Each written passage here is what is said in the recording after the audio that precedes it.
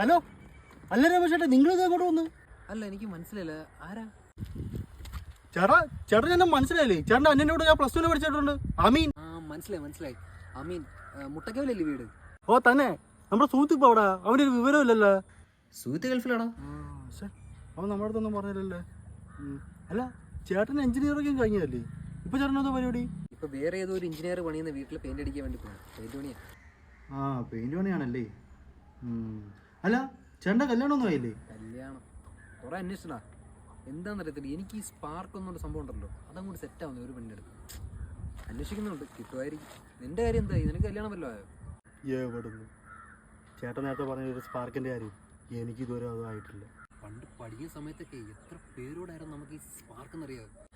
അല്ല, ഇപ്പൊ ചേട്ടൻ ഇപ്പൊ എങ്ങോട്ടാ പോകുന്നത്? ഞാൻ ആ കവലിലോട്ട് പോവാണ്. അവിടെ വർക്ക് നമുക്ക്. എന്നാ ഞാൻ അങ്ങോട്ടാക്കാം.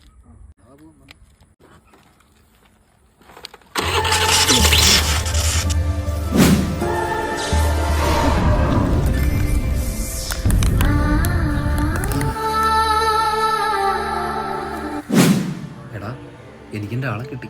സ്പാർക്ക് അടിച്ച്. എനിക്കും വണ്ടി ഇട്.